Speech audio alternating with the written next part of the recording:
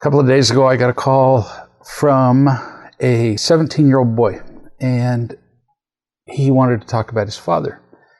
Terrified of his father, which is kind of awful to think about, isn't it? Afraid, terrified of your own father. But he was. Father's critical, judgmental, intimidating, yelling, barking commands. So I just explained the father to the boy, how the father's been afraid all of his life, how I'd spoken to the father on several occasions, and even though he attempted to be intimidating and controlling in the conversation, it was pretty obvious he was just afraid, and it was all he knew how to do. So one day later, the 17-year-old boy wrote me. He said, "Today when we sat down for dinner, I just sat at the head of the table where my father normally sits. And he was so confused that I was sitting at the head of the table that he sat in my place." He said, "I sat there at the head of the table and looked down at everybody in the family. My dad, my mom, I can't remember what it was. I think 3 or 4 siblings. And I saw them as you described my father to me. In other words, I saw them as a loving father instead of critical. And I saw that they were all afraid and that they were feeling unloved. And I felt compassionate." And then he added, "Now, about my father, now that I see him as afraid, I'm not afraid of him anymore." It all changes. Event, judgment, feeling, reaction. It's almost impossible just to decide you're not going to be afraid. Just impossible. If you judge that a knife is about to be plunged into your chest, you will be afraid, if that's your judgment. So changing feelings is very difficult. Simply changing behaviors is very difficult, as proven by uncounted addicts throughout the world. But changing our judgment is possible. In just a few minutes of conversation with this kid, his judgment changed because he was willing to learn. And after that, his feelings and his behavior toward his family changed dramatically in one day.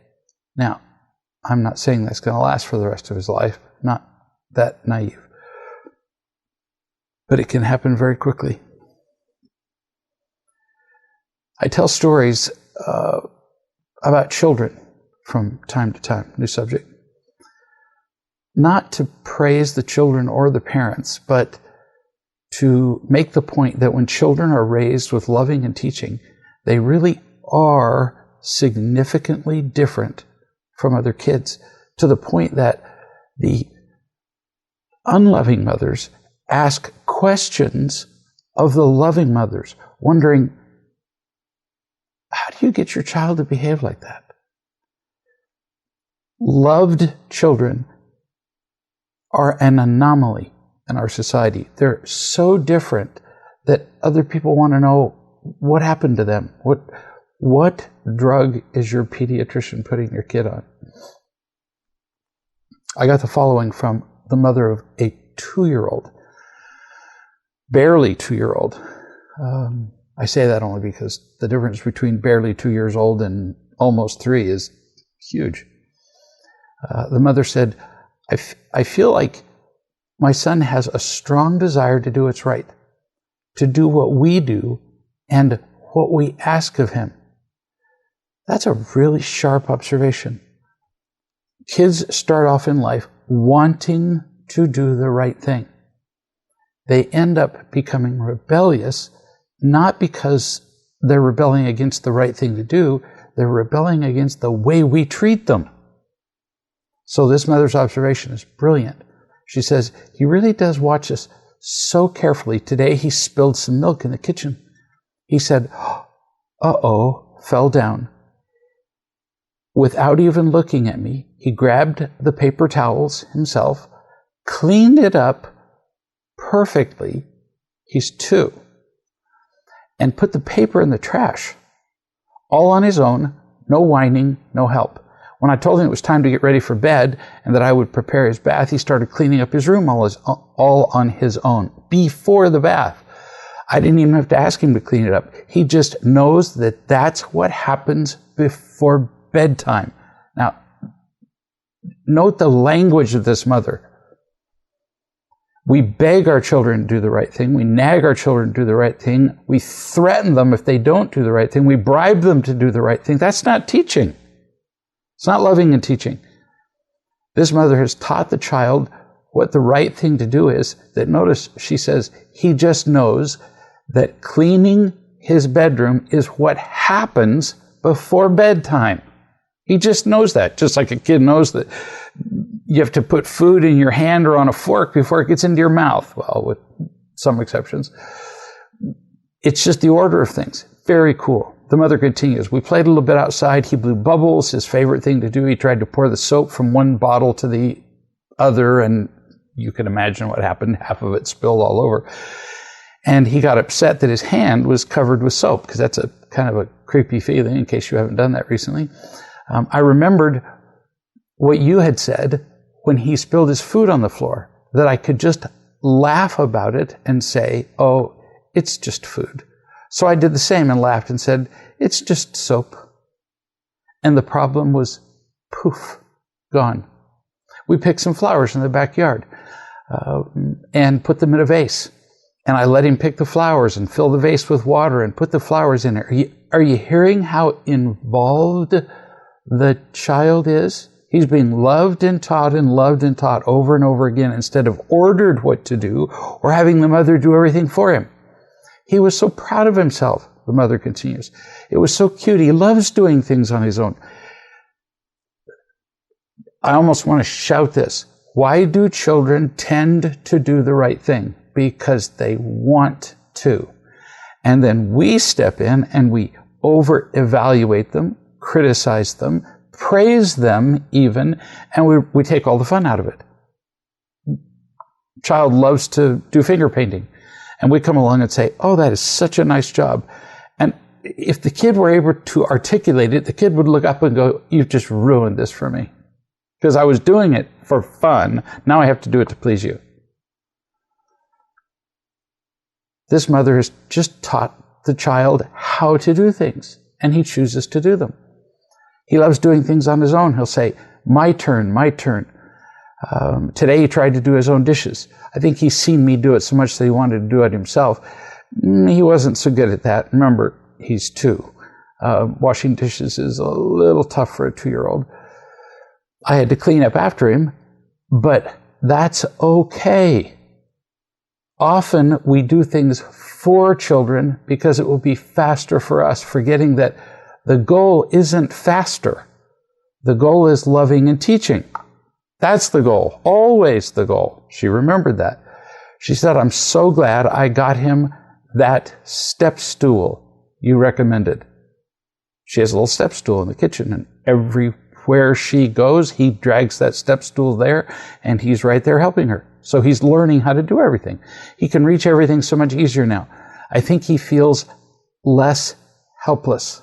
Yeah, the kid feels loved.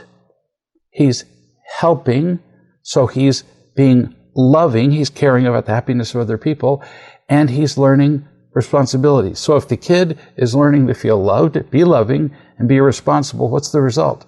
It's an absolute guarantee. It's the 3 legs of the stool of happiness. He's a happy kid.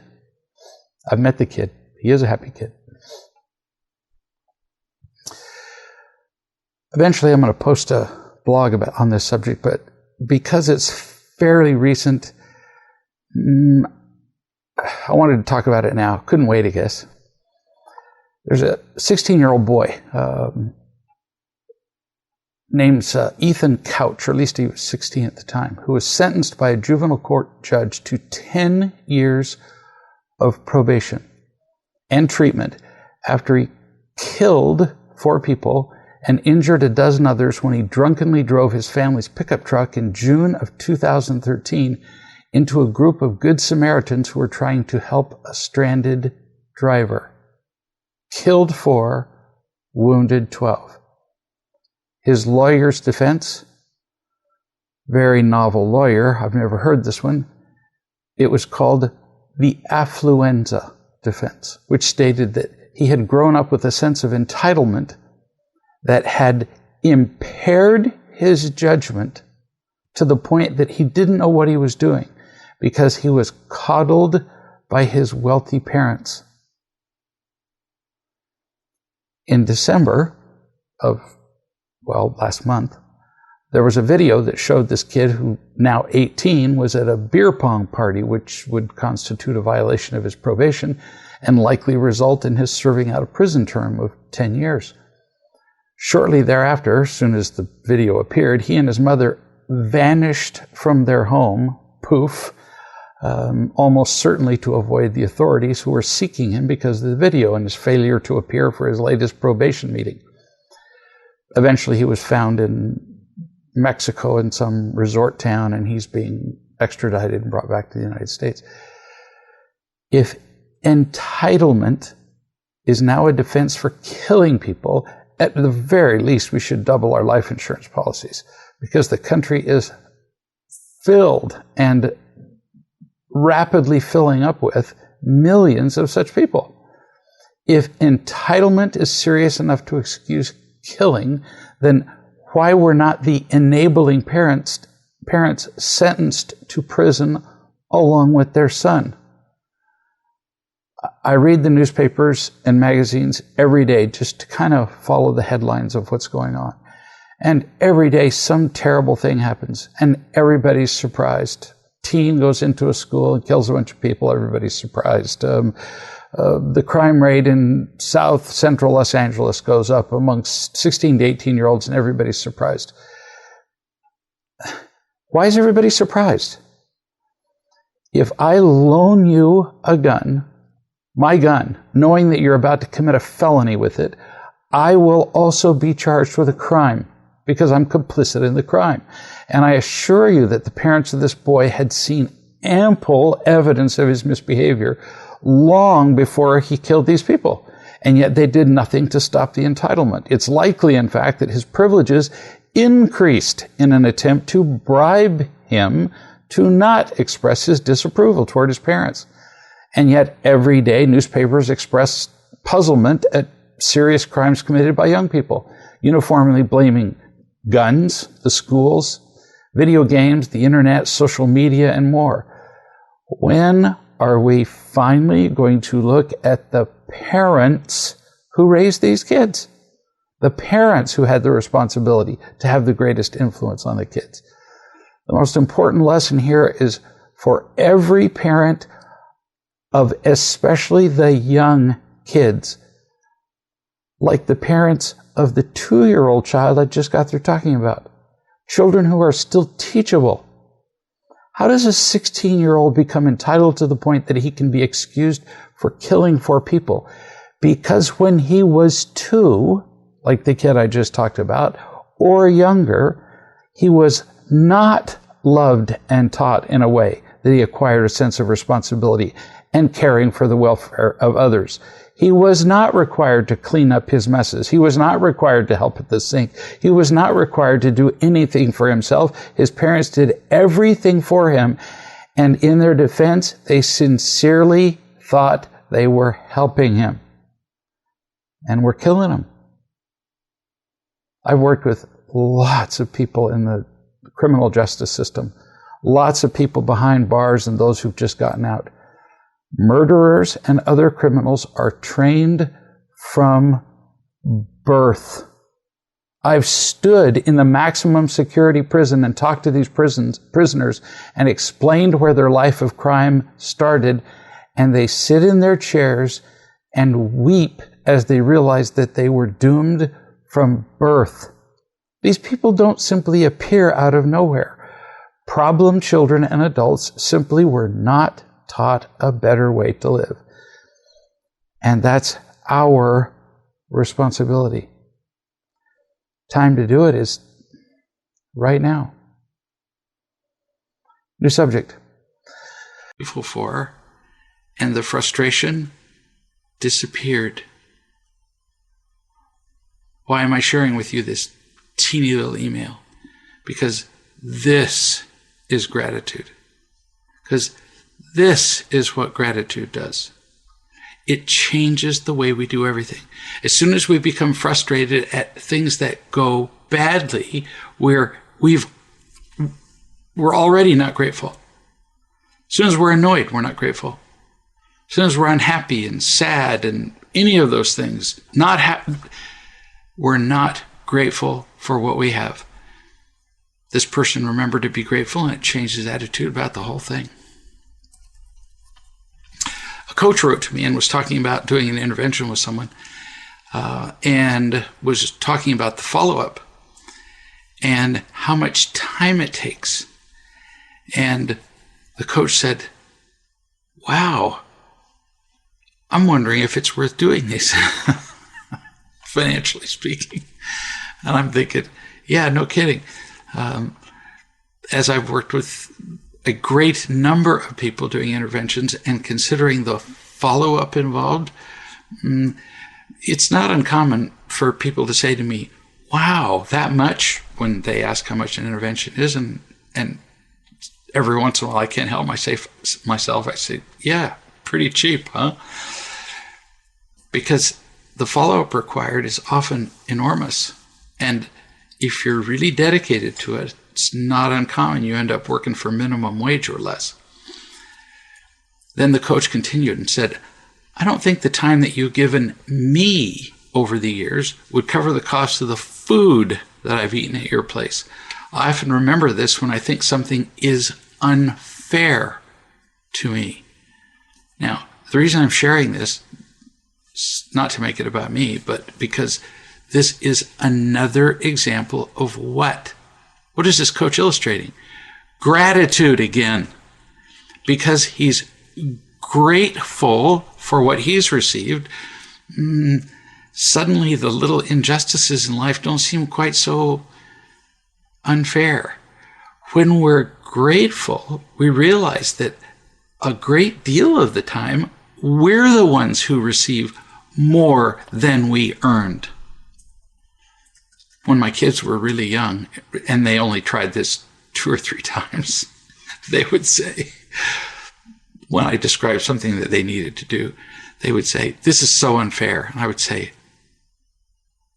thank you for saying that to me, because I wouldn't have thought about it that way. But you're right, it is unfair. You're not doing nearly enough for what you receive. And then I would double their job. Now, that's not a great way to teach kids gratitude. That's just sarcastic, but they got the point. Notice that this man who's writing about gratitude didn't use the word grateful. He didn't say to me, thank you. Gratitude is simply an understanding of what is true. And I did not need to hear it. I hadn't thought about it in years and years. Beautiful example. If we're grateful, we're happier. If we're grateful, we're very unlikely to think about injustice, because we realize how much we have that we didn't earn. Gifts, divine and from other people. Gratitude is very possibly the most essential ingredient in happiness, along with the 3 legs of the stool that we talk about all the time. I didn't do this intentionally, but here are three references to gratitude in a row, and I didn't organize them. I just put them in here as they came to me. This is from a 7-year-old girl. 7. She said, I'm grateful for lots of things. Having a loving dragon mommy. Now, she calls her mother Dragon Mommy because she likes to remind her mother that every once in a while she acts like a dragon. I'm grateful that I have a loving dragon mommy to love me when I'm upset, and a loving sister. I'm grateful for babies and a blankie to sleep with, choices to make, markers to draw with, covers when I'm cold, clothes when I'm cold, clocks to know what time it is, games because they're fun, water to drink, papers to draw on, getting a new cup, having a mud kip with eyes, no idea what a mud kip is, a doll, going to grandma's house, having a car to get there, having gas so we can drive places, TVs to play on, lights to see, keys to lock doors with, jackets to keep you warm, and scarves and hats and shoes and socks, and getting presents and candy bars. I want to break out into a song from The Sound of Music. These are a few of my favorite things. Having plugs for power so we can run computers, and plugs. She's grateful for plugs that she can power her computers and other things with. Heaters to keep us warm when we're cold. A door to get in the house. Okay, I would never have thought of that. We built this really great house, forgot the door. This kid's grateful for the door. A night light at night. A dog to clean up our messes. So apparently this dog eats food off the table that is accidentally spilled. I'm happy that mommy got a new mouse. I'm assuming for the computer, but I'm not sure. I'm grateful for Bill Nye to watch. This is a 7-year-old who watches Bill Nye the Science Guy. Different games to play, movies to watch, having a Kindle and a DS and a book to draw on. The mother said, "How does that make you feel?" And the girl said, "Really happy. When I'm sad, I can just think of the things that I'm grateful for, and then I'm not sad." And the mom said to me, "I think she's got it. What do you think?" No kidding. This is gratitude. Gratitude gives us joy. When we're grateful, we cannot be unhappy. Look at that list. When you can remember a list like that, you cannot be miserable. It wouldn't be stupid to write that list down and carry it in our pocket. Here's somebody who says, "Is it possible to become addicted to your video chats?" I've never been asked that before. I suppose you could. It depends. If you use the video chats as a substitute for human and divine connection, then yes, it could become an addiction. If you use them as a way to avoid dealing with your own pain by listening to the pain of others, yes, it could be an addiction. If you use them just to lift your spirits, to reconnect you with the language of loving, then no. They can be quite an asset, and many people listen to them every day, often many hours a day. This person said, "On my journey, I have given up a lot of my addictions, including alcohol, the attention of men, still working on the smoking, moved out, divorced my husband who wanted nothing to do with love or anything else that matters, and now I'm starting to take responsibility for my own life." Then you're doing a lot. You're doing a lot to move forward in your life. You're not stuck. So not likely you're using video chats as an addiction. A lot of time you continue, I go back into my head as I still have a strong attachment to my ex, even though I know it wasn't healthy. And when I'm not on a call, I tend to use the chats to calm me down. But often when the chat is finished, I'm back where I was before. So the chats are helping you shift your state of mind temporarily. But if you go back to where you were, then what you need is more feeling. You get some feeling from the chats. You get some, at least, orientation of your mind toward loving thoughts. But you need more feeling. So find a person to completely trust and feel loved by. That is what you're missing. You continue, "I know I got to a place where none of the imitation love was working anymore, but I still was not trusting and remembering all the love I did have and still do, and soothed myself with the video chats." Well, better than cocaine. "I've been told that I wallow in self-pity and that I'm lazy and irresponsible, and then I beat myself up when I don't get things right, which I know is victimy. The old world doesn't work, but I'm not yet ready to really discover the new one. So it sounds like overall, after everything you've said, that one, you're using the video chats as a substitute for love to some extent because of your comment about not being ready to discover the new world. Or two, you're just in a transition, honey. That sounds more likely. Where you're trying to make the move from the imitation planet to the new planet, to a new way of living. We'll discover the answer with time, won't we? You will. It will be a lot faster if you pick somebody to trust all the way and just do it. Discover the new world. It's worth anything you do to make it happen. And we can't do it alone. So, got to have somebody to hold your hand. Here's a man who says, my wife has a hypersensitivity to noise, especially things like noisy eating, biting of nails and such. Apparently it has a name. Everything now has a name. Back when I was in medical school and you had a hypersensitivity to noise, we would just call you weird. Now we have names for everything. So now it's called misophonia. There must be some clever little person somewhere who just loves making these up. The reason why I bring this up is because she would react badly to any noise I made, like when I used to bite my nails. I've now stopped biting my nails since Real Love, not for her, but because I don't feel nervous. But if I do forget, her response is pretty much described by saying that I get an angry look, an angry glare, a look of disgust, and so on.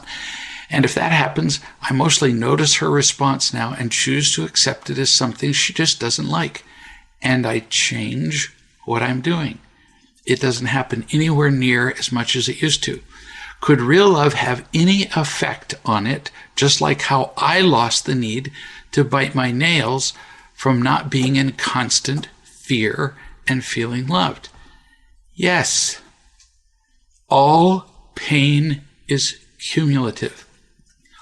Physical pain, emotional pain, spiritual pain, all pain adds up. So as you decrease physical pain, for example, you discover that you're able to tolerate more emotional pain.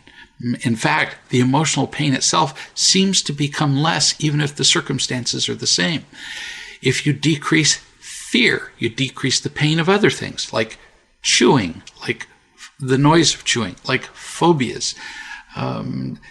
It's not unusual at all for people just to have odd reactions to individual things. I have a son who hates chewing sounds. I would suggest a twofold approach for you two. First, for you, you're already doing it. Just be accepting of her. It's just a little oddity that your partner, who you adore, happens to have. So just accept her. And to her, I would say, if she's listening, you're a little weird. It's okay. Everybody's a little weird. Everybody's got something. I've got little weirdnesses. Donna has little weirdnesses. We all have little weirdnesses. Relationships come from learning to accept the people in our relationships with their little weirdnesses. But to you, to her, I would say, accept that you're a little different, but don't glare at him when he makes his little weirdness, which is that he chews his nails. His chewing his nails is no different than you being bothered by it. So just come to something that you can both agree on. And I emphasize it's usually very helpful if both people agree on what one person feels capable of saying and what the other person feels capable of hearing. So it has to be both palatable to say and palatable to hear. So, for example, if you agree, you could just turn to him and instead of glaring, just say, chewing. or noise. We'll have Christmases here where there are 23 people under the same roof for 2 weeks. People just indicate to each other what their needs are, and they find no need to become irritated with each other. It's just not necessary.